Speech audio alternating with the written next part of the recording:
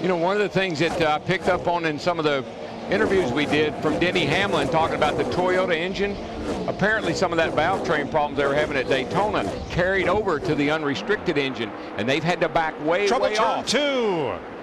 Casey Mears. Ooh, gets tagged nowhere hard. for Dale Earnhardt Jr. to go in that 88 car. 2 more cars hard in the wall behind them. One is Hornish. Someone has run underneath the 5 car, it looks The like. others Reed Sorenson, and Mears ends up on his roof. Sam Hornish in the 77, because I knew the car just picked up off the ground all of a sudden. You couldn't even see Hornish from our angle. Dale Jr. okay after running into his Hendrick Chevy teammate. Boy, there's a fire over there, guys. Boys need to get out of those things. And I'm really worried. Here comes Casey. Good. Sam Hornish moving around in his car.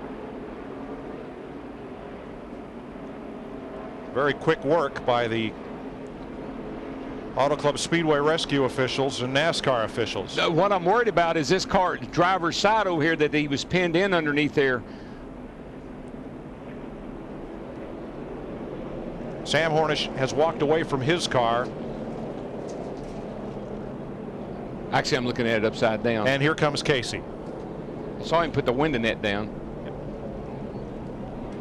Casey's climbing out under his own power. But you're right, Mike. What a great job by the safety workers, how quick they got there.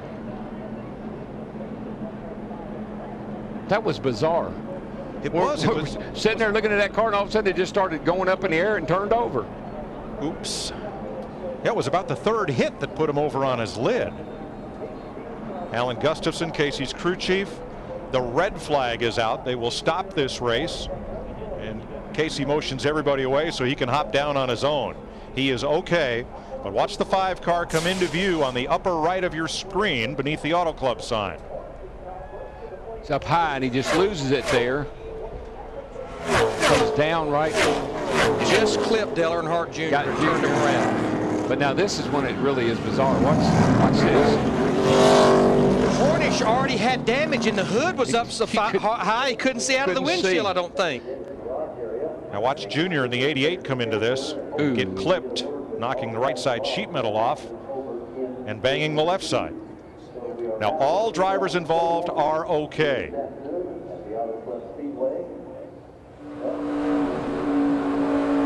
Still inside the 12 there. Stay low, stay low. We're in it there. You got the right side door, the rear tire back. Now we saw from the snail's trail on the track that Hornish's car wouldn't stop or steer as he got underneath Mears. It was dropping a lot of fluid and ended up just tumbling him over. Yeah. That is bizarre.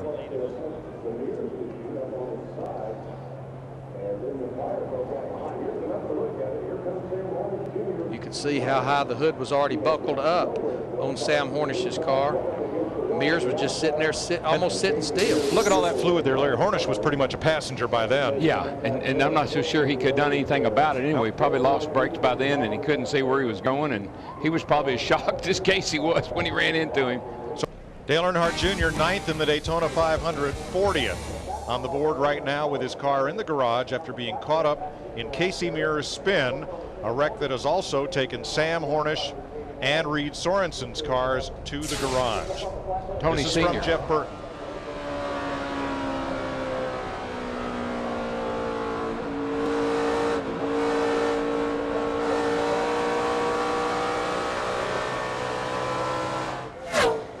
You know, Larry, when I looked at that, it looked like something happened to that car that made it shoot up the hill like that. Yeah, it looked like it did that little wiggle wobble there in the middle of the corner. And of course, what we have to stress is that's happening even in the middle of the corner, probably close to 170 miles per hour. From the Goodyear blimp.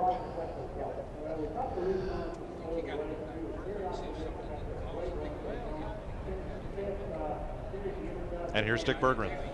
With Dale Earnhardt Jr., you've looked the entire car over, looking in particular at the frame. Can the car be fixed? Can you get back out there?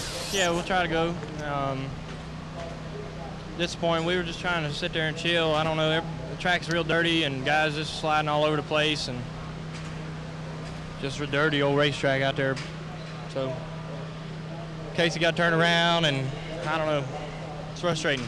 Looks like it was an awfully hard hit. Are you okay? Yeah, I mean, yeah, I'm all right. Casey turned over, but he's probably one we ought to be worried about. But just frustrating, man. The track ain't ready today. It was dirty, and we rushed into this. It was a bad move. Okay, thank you, Junior. Sam, it looked ugly out there. Were you able to see the 5? What happened? Basically, I was in the middle of 2 other cars. We were, racing 3 wide and coming off the corner, and saw the smoke up ahead of me before the spotter could even get it out of his mouth that there was somebody spinning, and there was nowhere to go either way. And the 41 car got slowed down, and I hit the back of him, and it pushed the hood up, and I couldn't see anywhere nor steer the car anymore either. So we were kind of along for the ride at that point in time, and then obviously hit the 5, and the front of the car started on fire. So. Not a very good day for the Mobile 1 Dodge, but we're out here trying to get as much experience as we can, moving forward, being a rookie, competitor, and obviously this doesn't help us out much, but we'll shake it off, go to Las Vegas next week and see if we can't do better. Thanks, Sam. Glad you're okay. Casey, looked like you got the worst end of that. Are you okay? And what happened? Yeah, we just got a little bit loose getting down into 1.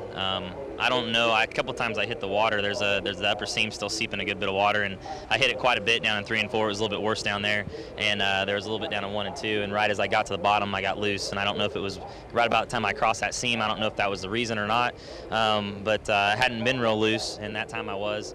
And we about had it saved. It just kind of brushed the back end, brushed the wall, and unfortunately we had to come back across the track, and all the cars were coming by, and I just saw in the medical center there that it was I think it was Junior that we ended up hitting, which is very unfortunate for our team. But it's just tough now. I mean, we between Daytona and now here, we're down in the points, and fortunately it's the first couple races of the year, and we got a lot of them to get it back.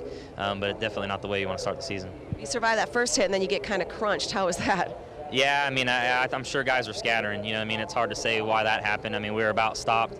I didn't get to see the full replay, but obviously, when something like that happens, guys are going everywhere just trying to get away. And I don't know why Sam ended up where he was, but when everybody's scattering, you never know what's going to happen.